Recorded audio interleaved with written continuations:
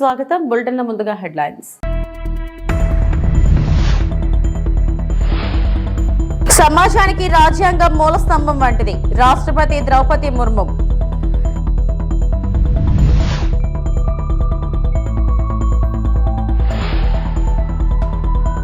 పర్యాటక ప్రాజెక్టులపై కేంద్ర మంత్రి సానుకూలంగా స్పందించారన్న డిప్యూటీ సీఎం పవన్ కళ్యాణ్.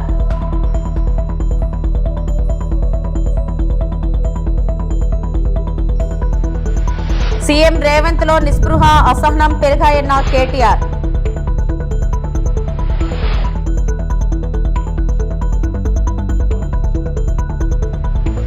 మన దేశ రాజ్యాంగం ఆమోదం పొంది 75 ఏళ్లు పూర్తయిన సందర్భంగా పాత పార్లమెంట్ ప్రాంగణంలోని సెంట్రల్ హాల్లో ప్రత్యేక వేడుకలు నిర్వహించారు. రాష్ట్రపతి ద్రౌపది ముర్ము నేతృత్వంలో జరిగిన ఈ కార్యక్రమంలో ఉపరాష్ట్రపతి జగదీప్ ధన్కడ్, ప్రధాని మోడీ, లోక్సభ స్పీకర్ ఓం బిర్లా సహా లోక్సభ, రాజ్యసభ సభ్యులంతా పాల్గొన్నారు. ఈ సందర్భంగా రాష్ట్రపతి ముర్ము ప్రసంగించారు. సమాజానికి రాజ్యాంగం మూలస్తంభం వంటిదని కొనియాడారు. దేశ ప్రజలందరికీ రాజ్యాంగ దినోత్సవ శుభాకాంక్షలు తెలిపారు.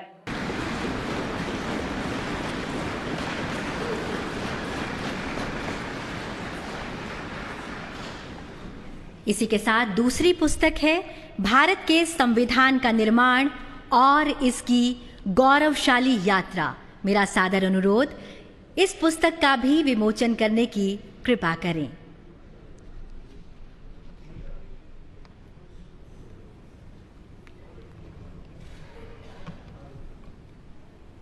ये दोनों पुस्तकें अंग्रेजी और हिंदी दोनों ही भाषाओं में उपलब्ध हैं।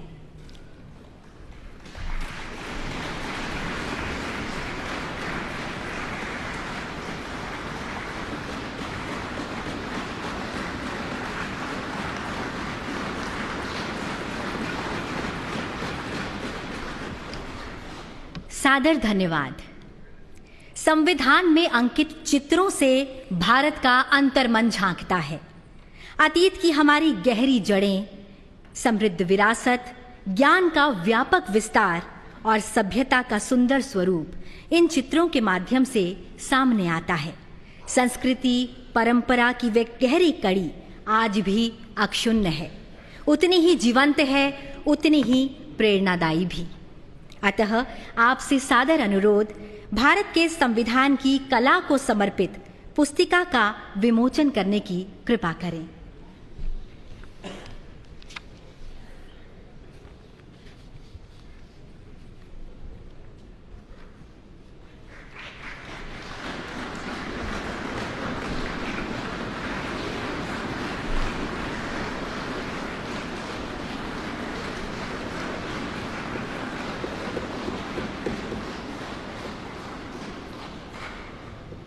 बहुत बहुत धन्यवाद। भाषा नाम जननी संस्कृत भाषा, अर्थात संस्कृत भाषा सभी भाषाओं की जननी है। हमारी सांस्कृतिक ఆంధ్రప్రదేశ్లో టూరిజం యూనివర్సిటీ సహా 7 అంశాలపై కేంద్ర పర్యాటక శాఖ మంత్రి గజేంద్ర సింగ్ షెకావత్తో చర్చించినట్టు ఉప ముఖ్యమంత్రి పవన్ కళ్యాణ్ తెలిపారు. ఢిల్లీ పర్యటనలో ఉన్న పవన్ మంగళవారం ఉదయం అక్బర్ రోడ్డులోని షెకావత్ ఇంటికి వెళ్లారు. అనంతరం మీడియాతో మాట్లాడారు. రాష్ట్రంలో పర్యాటకానికి సంబంధించి కొన్ని అంశాలు ప్రస్తావించినట్లు పవన్ పేర్కొన్నారు. తమ ప్రతిపాదనపై కేంద్ర మంత్రి షెకావత్ సానుకూలంగా స్పందించారని తెలిపారు. ఈ రోజున గజేంద్ర సింగ్ షెకావత్ గారు అంటే నాకు అపారమైన గౌరవం. అది ఈ రోజుది కాదు. ఆయన జలశక్తి మినిస్టర్గా ఉన్నప్పుడు కూడా ఆయన పోలవరం గురించి ఆయన ఎంతో నిలబడ్డారు. ఈరోజు ప్రత్యేకించి మన టూరిజం అండ్ కల్చర్ మీద ఆయన బాధ్యతలు నిర్వహిస్తున్నారు కాబట్టి వాళ్ళ దగ్గరికి వచ్చి ఒక 7-point ప్రపోజల్ మేము పెట్టాము. దానికి కొన్ని ప్రాజెక్ట్స్ మీద, వీటి మీద, అలాగే టూరిజం యూనివర్సిటీ మీద. సో వాటన్నిటికీ ఆయన సానుకూలంగా స్పందించి బడ్జెట్ ఉన్న పరిస్థితుల్లో ఎలాగ దాన్ని డెడికేట్ చేయమని, ఎలా అలాట్ చేయాలో చేస్తామని చెప్పారు.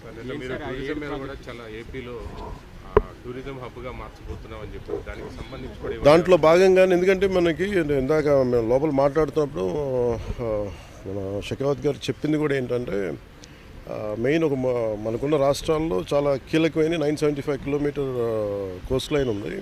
అలాగే మన గండికోట ఇలాంటివన్నీ చాలా మన కైండ్ ఆఫ్ గ్రాండ్ క్యానియన్, మన ఇండియన్ గ్రాండ్ క్యానియన్ లాంటిది Gandikota.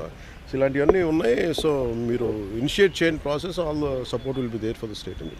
Thank you. CM Revanth రెడ్డిలో నిస్పృహ అసహనం కనిపిస్తున్నాయని బీఆర్ఎస్ కార్యనిర్వాహక అధ్యక్షుడు కేటీఆర్ అన్నారు. బీఆర్ఎస్ హయాంలో అదానికి ఇచ్చిన పనులు అంటూ పిచ్చి నివేదిక విడుదల చేశారన్నారు. అవగాహన రాహిత్యంతో సీఎం మాట్లాడితే ఎలా అని ప్రశ్నించారు.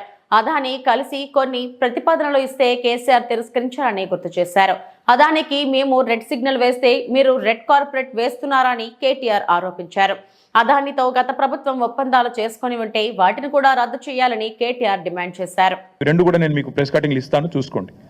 మేము ఓపెన్గా బాధాప్తా మైక్రోసాఫ్ట్ పెద్దలు సత్యనాదెల్ల గారి నుంచి మొదలు పెడితే వాళ్ళ వివిధ అధికారులను కలిసి ఒప్పించి మెప్పించి హైదరాబాద్లో ఉండే సానుకూల పరిస్థితులు వివరించి ఇక్కడి ప్రభుత్వం యొక్క మంచి విధానాలు వివరించి మొత్తం 31,000 కోట్ల పెట్టుబడి మైక్రోసాఫ్ట్ డేటా సెంటర్లు వాటికి మేము సాధించాం.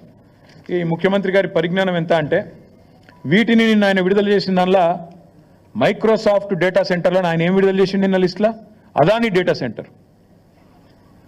ఇక ముఖ్యమంత్రి గారు ఎట్లాంటి వాడంటే ఈయన పాపం ఈయనకు తెలియదు. ఇదివరకు కూడా ఒకసారి ఇట్లే మాట్లాడాడు. సత్యనాదెల్లా అని ఉన్నాడు, ఆయన ఎవరా విప్రో సీఈఓనా అని మాట్లాడాడు. ఇప్పుడు కూడా గంతే. మైక్రోసాఫ్ట్ డేటా సెంటర్ పెట్టుబడిని ఆనాడు కేసీఆర్ ప్రభుత్వం 31,000 కోట్లు సాధిస్తే అవగాహన లేకుండా ఇప్పుడు మాట్లాడేటప్పుడు కనీసం అధికారులు చెప్పేదన్న వినాలి కదా. నువ్వు ముఖ్యమంత్రివి, నువ్వు మాట్లాడితే నువ్వు తప్పు మాట్లాడితే రాష్ట్ర గౌరవం మంటగలుస్తుంది. ఏది పడితే అది మాట్లాడడం అనేది ఆయనకు మంచిది కాదు. ఇప్పుడైనా సవరించుకో అని చెప్తా ఉన్నా చిట్టినాయుడు గారికి. ఇప్పుడైనా సవరించుకోండి. 31,000 కోట్ల పెట్టుబడి రాష్ట్రానికి వచ్చింది. నా జేబులకు పోలే, కేసీఆర్ గారి జేబులకు పోలే, రాష్ట్రానికి వచ్చింది. రాష్ట్ర సంపద పెంచే అంశం, రాష్ట్రానికి మంచి జరిగే అంశం. దీనివల్ల మైక్రోసాఫ్ట్ వచ్చిందంటే తర్వాత అమెజాన్ వచ్చింది, అది ఇంకా 36,000 కోట్ల పెట్టుబడి, $4.7 బిలియన్ పెట్టుబడి. ఇవి రెండు మా ప్రభుత్వంలో అత్యధిక FDI మేము తీసుకొచ్చిన అత్యధిక ఫారెన్ డైరెక్ట్ ఇన్వెస్ట్మెంట్. ఇగో ఈ రెండు, అమెజాన్ అండ్ మైక్రోసాఫ్ట్. ఒకటి 31,000 కోట్లు, ఇంకోటి 36,300 కోట్లు. ఈ రెండు కలిపితేనే 67,000 కోట్లు. అంటే ఇది మా ప్రభుత్వం సాధించిన ప్రగతి. ఇక మీరు ఇంకేదో చూపెట్టిండు, ఏదో దొరకబట్టినట్టు ఈ ఫోటో చూపెట్టిండు. నేను అదానిని కలిసిన, బరాబర్ కలిసిన. ఎడబెట్టిన నేను కలిసి నా ట్విట్టర్లో నా అఫీషియల్ అకౌంట్లోనే పెట్టిన. నేను దాచుకున్నాను. నీళ్ళక 4 గంటలు రహస్య సమావేశాలు చేసినా, లేకపోతే చీకట్లో పోయి కోహినూరు రోడ్ల కాళ్ళు పట్టుకున్నాను. బరాబర్ దావోస్లో కలిసినాం. తర్వాత ఏం చేసినాం? ఒక ప్రపోజల్ ఇచ్చిండు, యోగి ఈ పని చేసినాం మేము. KCR rejects Adanis offer. మేము నీ లెక్క మాకు ఏం చేసినా బాజాప్తా చేసినాం తప్ప బేజాప్తా చేసే కర్మ మాకు లేదు. అదానీని మేము ఎన్నడూ ఎంకరేజ్ చేయలే. మేము రెడ్ సిగ్నల్ చూపెట్టినాం, నువ్వు రెడ్ కార్పెట్ వేస్తున్నావు. ఇది వాస్తవం. నువ్వు ఒప్పుకోపోయి ఎస్, ఇది నా అఫీషియల్ ట్విట్టర్ అకౌంట్లో పెట్టినా. నేను దాచుకునేదే ఉంటే, దొంగ చీకట్లో కలుసుకునేదే ఉంటే, నీ లెక్క లుచ్చా పనులు చేసేదే ఉంటే, నేను కూడా నీ లెక్కనే ఇంటికి పిలిపించుకొని రహస్యంగా దొడ్డిదారులకి పిలిపించుకొని కాళ్ళు పట్టుకొని కాళ్ళు ఒత్తుకుంటా 4 గంటలు నేను కూడా కూర్చుంటుంటి. కానీ నీలాగా నాకు చిల్లర పనులు చేసిన అలవాటు లేదు. నువ్వు తిట్టున్నా, నువ్వు నాకేం ఫరకూడదు. ఓ తిడుతున్నావు, తెల్లారు లేస్తే సైకో, నేను సైకోనట. మరి నువ్వేంది సాడిస్టువా? ప్రజలను కొండారెడ్డిపల్లిలో నాకు తెలియక అడుగుతా, కొండారెడ్డిపల్లి నీ సొంతూరు. నీ సొంతూరులో ఒక 85 ఏళ్ళ పెద్ద మనిషి సాయిరెడ్డి గారు, మాజీ సర్పంచ్, నీకోసం పనిచేసిండు మొన్న ఎలక్షన్లో. నీ ఫోటో ఇక్కడ గుండె మీద బ్యాడ్జ్ మీద పెట్టుకుని పాప నీకోసం తిరిగిండు పెద్ద మనిషి. గాయన ఇంటికి అడ్డంగా గోడ కడతారు ఎవడని నాకు అర్థం కాదు. అసలు మనిషివేనా నువ్వు, మృగానివా? ఇంటికి అడ్డంగా గోడ కట్టి ఆ ఇంట్లోకి వెళ్ళి పెద్ద మనిషి బయటికి రాకుండా చేసి ఆఖరికి ఆయన ఆత్మహత్య కారణమైతే ఇలా పోలీసు కేసు పెట్టాడు. ఆయన బాడీ తీసుకపోయేందుకు కూడా ఇరుకు. ఏలూరు జిల్లా ద్వారకా తిరుమల మండలం ద్వారకా తిరుమల గ్రామంలో పంచాయతీ పార్క్ లో భారత రాజ్యాంగ నిర్మాత డాక్టర్ బిఆర్ అంబేద్కర్ విగ్రహాన్ని రాత్రి సమయంలో గుర్తు తెలియని దుండగులు ధ్వంసం చేశారు. నవంబర్ 26 భారత రాజ్యాంగ దినోత్సవం సందర్భంగా అంబేద్కర్ విగ్రహానికి ఘోర అవమానం జరిగింది. డాక్టర్ బిఆర్ అంబేద్కర్ విగ్రహం రాజ్యాంగ దినోత్సవం రోజే ఇంత అవమానం జరగడంపై ద్వారకా తిరుమల ప్రజలు అసహనం వ్యక్తం చేస్తున్నారు.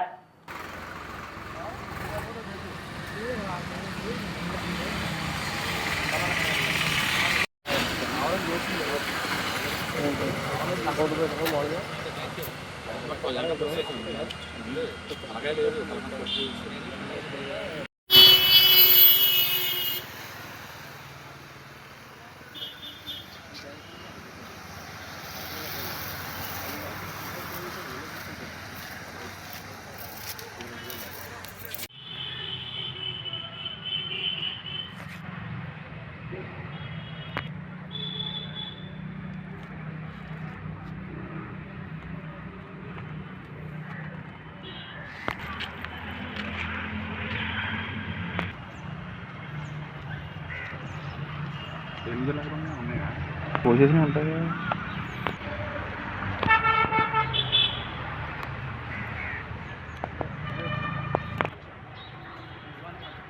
వీడియో పెట్టింది. పశ్చిమ గోదావరి జిల్లా నర్సాపురంలో రాజ్యాంగ ఆమోద దినోత్సవాన్ని మాల మహానాడు దళిత సంఘాల ఆధ్వర్యంలో ఘనంగా నిర్వహించారు. సెంటర్లోని డాక్టర్ బాబాసాహెబ్ అంబేద్కర్ విగ్రహానికి సంఘం నాయకులు పూలమాలలు వేసి నివాళులు అర్పించారు. అనంతరం సంఘం జిల్లా నాయకులు జాన్ కెనడీ మాట్లాడుతూ వచ్చే ఏడాది నుంచి జిల్లాలోని ప్రతి ప్రాంతంలో రాజ్యాంగ ఆమోద దినోత్సవం ఘనంగా నిర్వహించి ప్రజలకు రాజ్యాంగంపై మరింత అవగాహన కల్పిస్తామన్నారు. రాజ్యాంగంలోని కొన్ని అంశాలను కొంతమంది పాలకులు తమకు అనుకూలంగా మార్చుకొని సమాజంలో ప్రజల మధ్య చిచ్చు పెట్టేందుకు ప్రయత్నిస్తున్నారని కెనడీ ఆవేదన వ్యక్తం చేశారు. ముందుగా రాజ్యాంగ దినోత్సవం సందర్భంగా నరసాపురం నియోజకవర్గంలో ఉన్న దళిత నాయకులకు, అంబేద్కర్ అభిమానులకు అందరికీ కూడా పేరు పేరున జైభీములు తెలియజేస్తున్నాను. ఎందుకనంటే డాక్టర్ బాబాసాహెబ్ అంబేద్కర్ గారు నవంబరు 26వ తేదీన సుమారు 75 సంవత్సరాల క్రితం భారత రాజ్యాంగాన్ని ఆమోదించడం, పార్లమెంట్లో ఆమోదించడం జరిగింది. ఆయన ఒకటే చెప్పాడు, స్వేచ్ఛ, సమానత్వం, సౌభోదత్వంతో భారతదేశం మెలగాలని, ప్రతి వ్యక్తికి స్వేచ్ఛ ఉండాలని, పత్రిక స్వేచ్ఛ ఉండాలని, వాక్ స్వాతంత్రం ఉండాలని, మత స్వేచ్ఛ ఉండాలని రాజ్యాంగంలో పొందుపరచడం జరిగింది. కానీ నేడు ప్రభుత్వాలు, బీజేపీ ప్రభుత్వం కానీ కూటమి ప్రభుత్వాలు కానీ రాజ్యాంగాన్ని తొంగలో తొక్కడం జరుగుతుంది. ఎందుకంటే మత స్వేచ్ఛ లేకుండా, పత్రికా స్వేచ్ఛ లేకుండా చాలా ఇబ్బందికరమైన పరిస్థితులు క్రియేట్ చేయడం జరుగుతుంది. మేమందరం కూడా దాన్ని తీవ్రంగా ఖండిస్తున్నాం. అదేవిధంగా మన రాష్ట్రంలో చూసుకుంటే, మన రాష్ట్రం కాదు దేశంలో చూసుకుంటే ఈ వర్గీకరణని ఒక మహమ్మారిని తీసుకొచ్చి మాకు గొడవలు పెట్టి, మా మాదిగ సోదరులకు మాకు గొడవలు పెట్టి, ఎందుకంటే ఏదో రకంగా ఈ రిజర్వేషన్లు ఎత్తేయాలన్న ఉద్దేశంతో ఈ ప్రయత్నాన్ని చేస్తున్నారు. దాన్ని మేము తీవ్రంగా ఖండిస్తున్నాం. రాబోయే రోజుల్లో డిసెంబర్ 6వ తారీఖు నుంచి కూడా మొత్తం దేశమంతా కూడా ఈ ఉద్యమాన్ని ఉధృతం చేయడానికి, ప్రతి పల్లెకు తీసుకెళ్ళడానికి మేము ప్రయత్నిస్తాం. అదేవిధంగా వచ్చే సంవత్సరం ప్రతి గ్రామంలో కూడా ఈ నవంబర్ 26వ తారీఖున రాజ్యాంగ దినోత్సవం జరిపించే విధంగా ప్రతి అంబేద్కర్ సెంటర్లోనూ, ప్రతి అంబేద్కర్ స్టాట్యూ దగ్గర కూడా, ప్రతి గ్రామంలో కూడా అందరినీ మోటివేట్ చేసి అందరికీ కూడా చెప్పి రాజ్యాంగం యొక్క ఫలాలు మనం అందరం అందుకోవాలి. ఎందుకంటే రాజ్యాంగం లేకపోతే ఈ రోజున పార్లమెంటు నుంచి పంచాయతీ ఆఫీస్ వరకు పరిపాలిస్తున్నారంటే కేవలం డాక్టర్ బాబాసాహెబ్ అంబేద్కర్ ఇచ్చిన రాజ్యాంగం వల్లని మేము తెలియజేస్తూ మీ అందరికీ కూడా మరొక్కసారి రాజ్యాంగ దినోత్సవం శుభాకాంక్షలు తెలియజేస్తున్నాను. దువ్వాడ బస్సు డిపో నుండి 2 కొత్త బస్సులు ప్రారంభోత్సవం చేసిన రాష్ట్ర అధ్యక్షులు గాజువాక ఎమ్మెల్యే పల్లా శ్రీనివాసరావు. విశాఖపట్నం నుండి విజయవాడ వరకు 1, లంకెలపాలెం నుండి ఆర్టీసీ బస్ స్టాండ్ వరకు 2 బస్సులు ప్రారంభించిన పల్లా శ్రీనివాసరావు.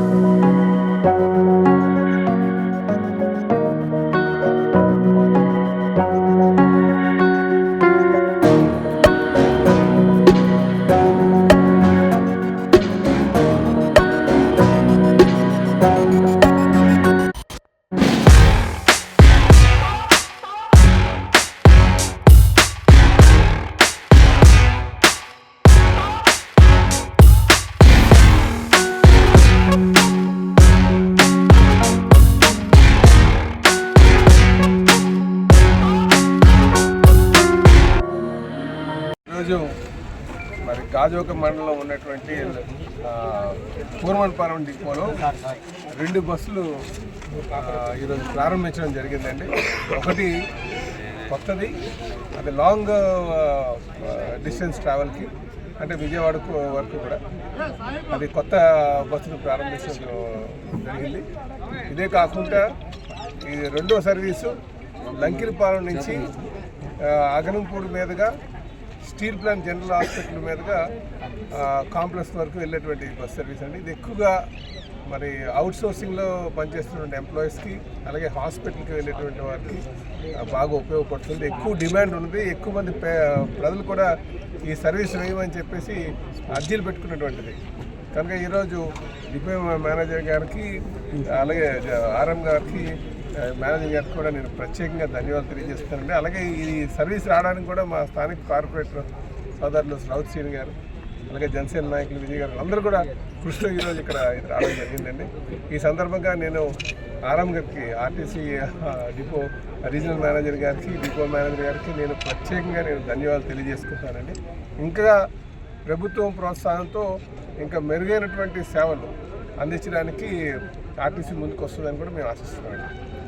మన పల్లా శ్రీనివాస్ గారు ఆదేశాల మేరకు మరి ఈరోజు 79వ వార్డు స్టీల్ ప్లాంట్కి వెళ్ళే చాలామంది స్కూల్ పిల్లలు అవనివ్వండి, అలాగే స్టీల్ ప్లాంట్లో పనిచేసే సిబ్బంది అవనివ్వండి చాలా ఇబ్బందులు పడుతున్నారు. అది దృష్టిలో పెట్టుకొని గత 5 సంవత్సరాల నుంచి గత ప్రభుత్వం చాలాసార్లు అడిగినా వాళ్ళు చేయలేకపోయారు. ఆ పని ఈరోజు పల్లా గారు ద్వారా కంపల్సరీ. పెనగలూరు మండలం నుండి భారీగా టీడీపీలోకి చేరికలు. కోడూరు నియోజకవర్గంలోని పెనగలూరుకు చెందిన ప్రముఖ వైఎస్ఆర్సీపీ నాయకుడు బిఎల్ నరసింహారెడ్డి ఆధ్వర్యంలో ఈ రోజు అట్టహాసంగా పెద్ద ఎత్తున టీడీపీలోనికి చేరికలు జరిగాయి. ఈ రోజు ఉదయం కంభలకుంట నుండి బిఎల్ నరసింహారెడ్డి వర్గం మరియు పెనగలూరు మండల కూటమి కార్యకర్తలు కోడూరు నియోజకవర్గ టీడీపీ ఇన్ఛార్జ్ ముక్కా రూపానందరెడ్డి మరియు ఆయన సతీమణి వరలక్ష్మమ్మలకు ఘనంగా స్వాగతం పలికారు. క్రైన్ సహాయంతో ప్రత్యేక గజమాలతో సాదర స్వాగతం పలికారు. అనంతరం భారీ ర్యాలీ నిర్వహిస్తూ బిఎల్ నరసింహారెడ్డి నివాసానికి దగ్గరలో ఉన్న నూతనంగా నిర్మితమైన శ్రీ కార్యసిద్ధి వినాయక స్వామిని దర్శించి ప్రత్యేక పూజలు నిర్వహించడం జరిగింది. అనంతరం బిఎల్ నరసింహారెడ్డి నివాసం వద్ద ఏర్పాటు చేసిన వేదిక పైన కార్యకర్తలపైన కండువా వేసి సాధారణంగా టీడీపీ పార్టీలోనికి రూపానందరెడ్డిని ఆహ్వానించడం జరిగింది. మన నరసింహారెడ్డి అన్న తెలుగుదేశం పార్టీలో చేరుకున్నందుకు ఆయన కృతజ్ఞతలు తెలియజేసుకుంటున్నాం మనస్ఫూర్తిగా తెలుగుదేశం పార్టీ తరఫున. కోడూరు నియోజకవర్గంలో తెలుగుదేశం పార్టీ కూటమి ప్రభుత్వం వచ్చిన తర్వాత చాలా మంది తెలుగుదేశం పార్టీలో చేరడానికి నన్ను అడగడం జరిగింది. నేను ఎవరిని ఎంకరేజ్ చేయలేదు. మొట్టమొదటిసారిగా మన నరసింహారెడ్డి అన్నను చాలా మంచి మనసు చాలా మంచిది, 10 మందికి ఉపయోగపడే వ్యక్తి అని మొట్టమొదటిసారిగా నరసింహారెడ్డి అన్నను తెలుగుదేశం పార్టీలో చేర్చుకోవడం జరుగుతుంది. దీనికి మనస్ఫూర్తిగా అన్నను తెలుగుదేశం పార్టీలోకి ఆహ్వానిస్తున్నా. ఈరోజు పెనగలూరు మండలం నరసింహారెడ్డి అన్న రాకతోటి ఎంతో బలోపేతం అవుతుందని కార్యకర్తలు నాయకులు ఈ ఉత్సాహం చూస్తుంటే మన కోడూరు నియోజకవర్గంలో తెలుగుదేశం పార్టీకి అడ్డు లేదని ఈ సందర్భంగా తెలియజేసుకుంటున్నా. 20 సంవత్సరాల నుంచి కాంగ్రెస్ పార్టీ, వైఎస్ఆర్ కాంగ్రెస్ పార్టీ పరిపాలించడం జరిగింది. రైల్వే కోడూరు నియోజకవర్గంలో అభివృద్ధి శూన్యం. తెలుగుదేశం పార్టీ అధికారంలోకి వచ్చిన తర్వాత దాపుగా 55 కోట్లు రోడ్డు వర్క్స్ జరుగుతున్నాయి. మన బాబు గారు మన సీఎం గారి దగ్గరికి పోయినప్పుడు నగరి గాలేరు కాలువ సార్ వైఎస్ఆర్ కాంగ్రెస్ పార్టీలో మన మిథున్ రెడ్డి అనే వ్యక్తి ఎంపీగా ఉన్నారు. ఇక్కడ ఆయన కడప నుంచి శ్రీ పద్మావతి అమ్మవారి ఆలయంలో శాస్త్రోక్తంగా కోయల్ అల్వార్ తిరుమంజనం శాస్త్రోక్తంగా నిర్వహించారు. తిరుపతి జిల్లా చంద్రగిరి నియోజకవర్గం తిరుపతి రూరల్ మండలం తిరుచానూరు శ్రీ పద్మావతి అమ్మవారి కార్తీక బ్రహ్మోత్సవాలను పురస్కరించుకొని మంగళవారం ఆలయంలో కోయల్ అల్వార్ తిరుమంజనం శాస్త్రోక్తంగా నిర్వహించారు. టీటీడీ జేఈఓలు గౌతమి, వీరబ్రహ్మం పాల్గొన్నారు. ఉదయం సుప్రభాతంతో అమ్మవారిని మేల్కొల్పి సహస్ర నామార్చన శుద్ధి నిర్వహించారు. అనంతరం ఉదయం 6 గంటల నుండి 9 గంటల వరకు కోయల్ అల్వార్ తిరుమంజనం చేపట్టారు. ఇందులో ఆలయ ప్రాంగణం, గోడలు, పైకప్పు, పూజ సామాగ్రి తదితర అన్ని వస్తువులను నీటితో శుద్ధి చేశారు. అనంతరం నామకోపు, శ్రీచూర్ణంతో పాటు పలు సుగంధ ద్రవ్యాలు కలిపిన పవిత్ర జలాన్ని ఆలయం అంతటా ప్రోక్షణం చేశారు.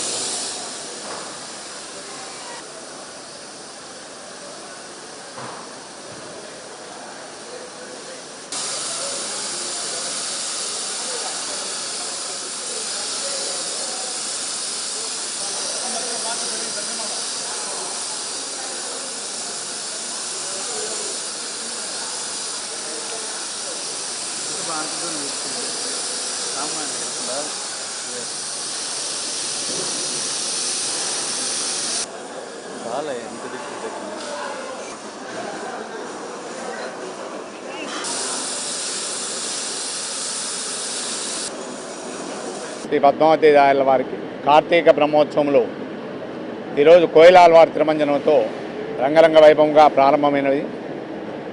కోయిలాల్వారి తిరుమంజనంగా మనము ఆలయాన్ని శుద్ధి చేయడం, ఈ ఆలయానికి శుద్ధి చేసేదానికి మనము ఇంట్లో ఏ విధంగా పండుగ వస్తే ఏ విధంగా శుద్ధి చేసుకుంటాము, అదేవిధంగా ఆలయంలో ఉండేటువంటి క్రిమికీటకాలన్నీ నశించేదానికి లేపనములతో పసుపు, చందనము, పచ్చకర్పూరం మొదలైనటువంటి లేపనములతో తయారు చేసి గోడలకు పూసి ఆ యొక్క క్రిమికీటకాలు లేకుండా చేసి సుగంధ పరిమళమైనటువంటి ద్రవ్యములతో ఈ యొక్క కోయిలాల్వారి తిరుమంజనం అనర్చమైనది. కోయిలాల్వారి తిరుమంజనం అయిన తర్వాత ముఖ్యంగా ప్రతి బ్రహ్మోత్సవానికి ముందుగా వచ్చేటువంటి మంగళవారం నాడు ఈ యొక్క కోయిలాల్వారి తిరుమంజనం చేయటగా మనకు అనవాయితీగా వస్తున్నది విదితమే. అదేవిధంగా రేపటి దినము లక్ష కుంకుమార్చనతో అమ్మవారు లక్షనామములతో అమ్మవారిని స్మరిస్తూ ఈ యొక్క బ్రహ్మోత్సవము అంతయు నిర్విఘ్నముగా పరిసమాప్తి చెందాలని అమ్మవారిని లక్షనామంతో స్మరించి ఈ యొక్క లక్ష కుంకుమార్చన కార్యక్రమం ప్రారంభించబడింది.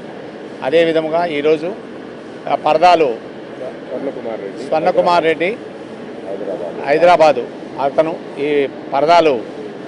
ఇవి ఇప్పటి వరకు నా బులెటిన్ అప్డేట్స్. మరిన్ని వార్తా విశేషాల కోసం చూస్తూనే ఉండండి. నమస్తే.